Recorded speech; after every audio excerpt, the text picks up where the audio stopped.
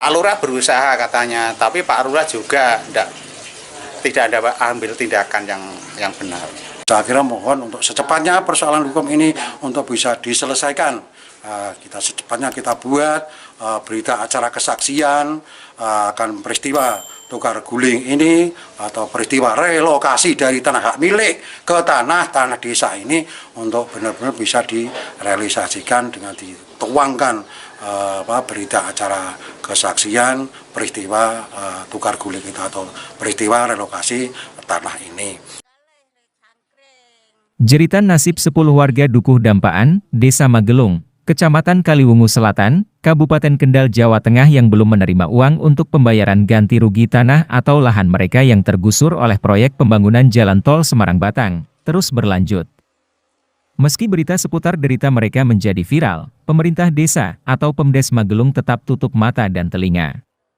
Sama sekali tak tergerak untuk mencari solusi atau menyelesaikan permasalahan yang berlarut-larut dan menyengsarakan 10 warga korban jalan tol yang merupakan bagian dari jaringan tol Trans Jawa tersebut. Diberitakan sebelumnya, selama lebih 5 tahun, uang ganti rugi senilai lebih dari 2 miliar rupiah untuk pembayaran lahan mereka yang tergusur oleh proyek pembangunan jalan tol itu terus digondeli alias tak dibayarkan oleh Pemdes Magelung, dengan alasan tidak jelas. Padahal, nama-nama mereka, lengkap dengan jumlah rupiah dan nomor rekening buku tabungan masing-masing, jelas tertera dalam data penerima ganti rugi yang resmi dirilis PT Bank Rakyat Indonesia atau BAN BRI Cabang Kabupaten Kendal, sejak 17 Juli 2017 silam. Menyikapi derita 10 warga korban jalan tol yang tak juga mendapat perhatian dari Pemdes Magelung maupun dari para pengambil kebijakan, Ketua Lembaga Bantuan Hukum atau LBH Berani Tuntas atau Berantas Kabupaten Kendal Sutiono tergerak mendatangi dan mengumpulkan keterangan dari para korban, Selasa 15 November 2022. Gayung bersambut, para korban jalan tol itu pun langsung mengadukan nasib mereka yang selama bertahun-tahun terus digantung dan memberikan kuasa advokasi kepada LBH Berantas. Bergerak cepat, Sutiono juga langsung menyempatkan mengonfirmasi ke Pemdes Magelung, melalui ponsel Sekretaris Desa atau Sekdes Dadi Sarono. Intinya, LBH Berantas tegas mendesak Pemdes Magelung untuk segera membayarkan uang ganti rugi senilai lebih 2 miliar rupiah, yang sudah jelas menjadi hak 10 korban jalan tol tersebut. Sebab, nama-nama mereka beserta nomor rekening buku tabungan dan nominal masing-masing sudah tercantum dalam daftar korban jalan tol yang belum dibayarkan hak ganti ruginya. Proses pembebasan tanah untuk pembuatan jalan tol ini tahapan demi tahapan tadi dilalui. Hanya saja waktu sosialisasi itu keterangan dari Pak Tiono tadi menyebutkan tidak pernah mendapat penjelasan bahwa tanah yang mereka diami itu menjadikan masalah hukum, gitu Pak, masalah hukum yang mengakibatkan sampai sekarang ini tertungganya atau belum terbayarnya kompensasi atau ganti rugi dari tanah bengkok tadi yang didirikan pemukiman tadi. Dari pembayaran itu yang sudah dibayarkan dari pihak jalan tol itu sudah dibayar, baru bangunan fisiknya, fisik dan mungkin tanaman-tamanan yang lain itu sudah dibayarkan. Hanya sampai sekarang itu yang belum dibayarkan adalah ganti rugi atau ganti untung dari pembebasan tanah. Nah, para warga 11 ini dalam sosialisasi itu sudah dijelaskan, sudah kan mereka semua kelihatan sudah punya rekening by name itu di sini ini sudah ada semua ini buku-buku tabungannya, rekeningnya dari PT Bank Rakyat Indonesia ada Bank Kendal, udah jelas masing-masing sudah diberikan rekening dan nominal dari berapa yang mereka terima dari kompensasi atau ganti untung tanah itu juga sudah termuat di sini tertera. Ternyata sampai sekarang berjalanlah 18, 19, 20, 22, 4, 5 tahun berjalan, mereka sampai sekarang belum menerima sepeser pun. Bahkan mereka, saya melihat sendiri sampai sekarang dari para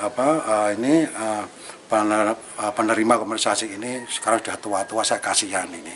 Sudah tua-tua, mereka sangat membutuhkan sekali, sangat membutuhkan. Tolong untuk pemerintah desa untuk lebih proaktif lagi sehingga warganya panjenengan atau warga desa Magelung dari 11 Pak Diono CS ini benar-benar bisa tercairkan, bisa terrealisasi menjadikan haknya akan untuk menerima sebagai ganti untung dari tanah yang digunakan jalur tol itu.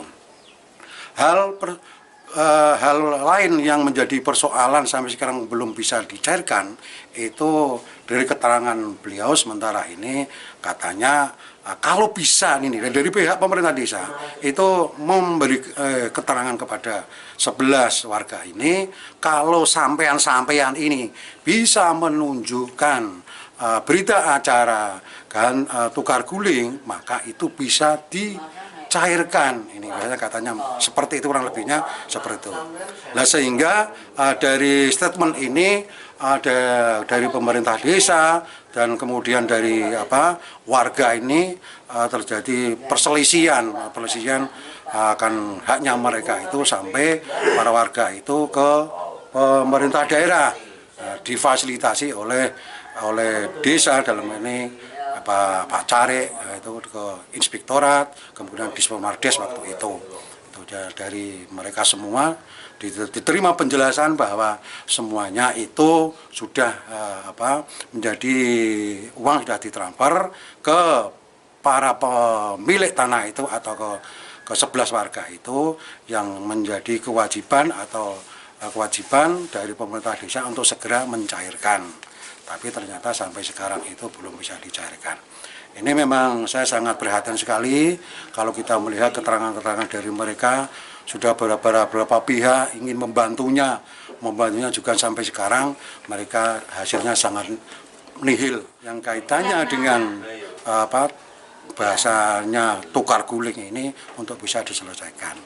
Kalau beralasan hanya sebatas kalau bisa menunjukkan surat tukar guling, jelas barang ini permasalahan ini menjadi tanggung jawab dari pemerintah desa untuk memfasilitasi, untuk menerbitkan, untuk segera menerbitkan surat berita acara mengenai tukar guling tanah tersebut.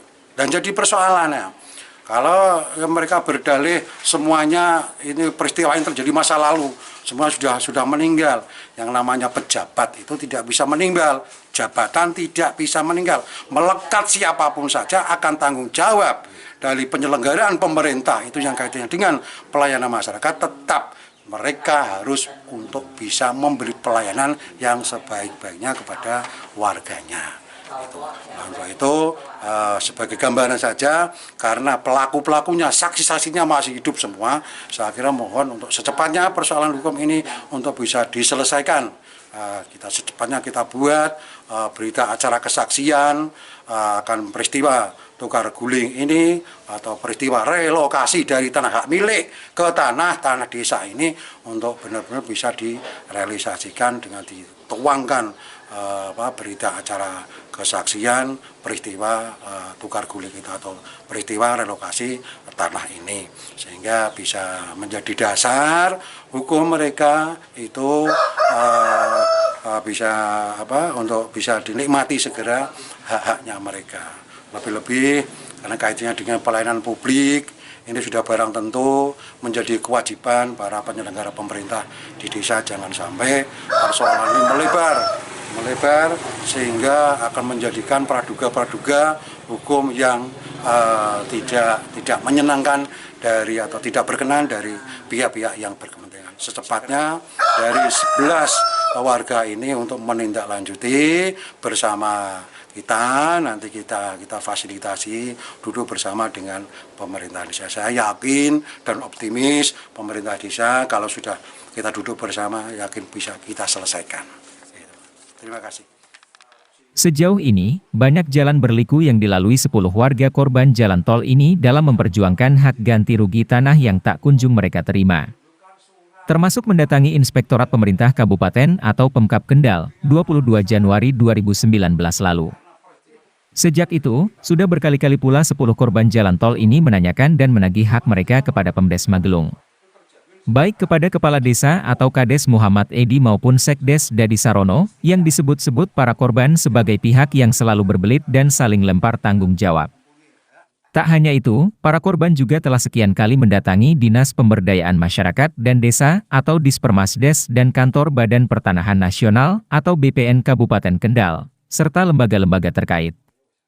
Terakhir, Senin 14 November 2022, 4 orang perwakilan dari 10 korban jalan tol ini kembali mendatangi kantor BPN Kabupaten Kendal untuk mengadukan dan menanyakan kelanjutan nasib uang ganti rugi jalan tol yang terus digondheli dan diklaim sebagai milik Pemdes Magelung itu. Wasito, 57 tahun, salah satu dari 4 orang perwakilan itu menyatakan, pihak BPN Kabupaten Kendal secara prinsip siap membantu para korban tol. Bahkan, BPN telah meminta kepada Pemdes Magelung untuk membuatkan surat keterangan yang menyatakan bahwa tanah tersebut milik warga 10 korban tol, dengan dilampiri surat objek tanah bersangkutan. Setelah surat keterangan itu diajukan dan mendapat pengesahan Bupati, maka secara yuridis uang ganti rugi korban tol bisa diserahkan kepada mereka yang berhak. Katanya surat-surat yang kurang komplit gitu Pak. Dari desa. Tapi BBN itu yang penting itu desa membuatkan surat, jangan dilampiri surat objek tanah sudah oke, sudah beres. Katanya seperti itu.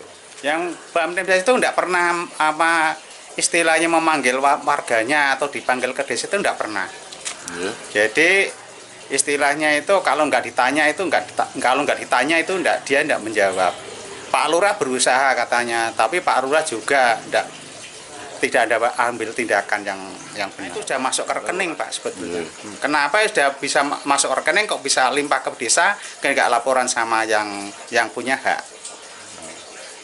Itu yang saya. Kalau itu dianggap tanah bengkok, itu sebetulnya dari mulai pertama. Dari pertama itu garisnya masuknya kan ke rekening desa, tidak ke rekening warga. Gitu.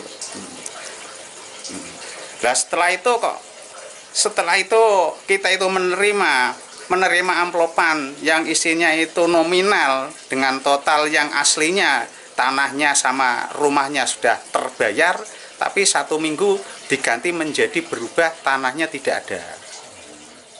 Itu Pak. Permasalahan yang membelit 10 warga korban jalan tol ini bermula ketika tempat tinggal mereka tergusur oleh proyek saluran udara tegangan ekstra tinggi atau SUTED PLN pada 1977 silam. Mereka lantas disuruh pindah dan diberi ganti tanah yang ada di Dukuh Grogol, Magelung.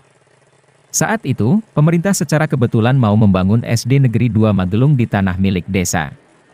Kemudian terjadi kesepakatan, tanah milik 10 warga di Dukuh Grogol tersebut untuk pembangunan SD Negeri 2 Magelung, dan mereka ditempatkan di tanah milik desa yang belakangan tergusur proyek jalan tol Semarang-Batang ini. Sudiono, 75 tahun, merupakan satu-satunya saksi hidup, karena lainnya sudah meninggal dunia. Tapi sayangnya, dia dan 9 warga korban jalan tol lain ini tidak punya berita acara atau surat tukar guling, yang jadi alasan pihak Pemdes Magelung gondeli uang ganti rugi mereka.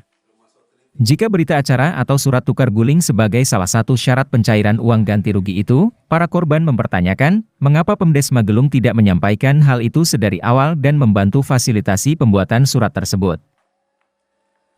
Dari Pak Lurah Sukairi, jadi kami punya catatan juga dengan Pak Lurah Kairi, bahwa warga itu awalnya mau ditempatkan di Grogol. Nah, di Grogol yang ditempati SD Magelung 2. Nah, pada saat itu kata Pak Lurah Kairi di situ berbarengan dengan dapat bantuan pendirian SD Impres. Mau ditempatkan di Bengkok Tisa, di Dampaan, kata Pak Lurah Sukairi, itu berdekatan dengan MI Magelung.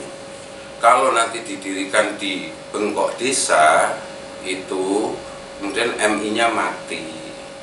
Pada saat itu alasannya seperti itu. Nah, terus kemudian terjadi di negosiasi sama 10 warga itu, kemudian warga ditempatkan di mana di Bengkok Desa itu.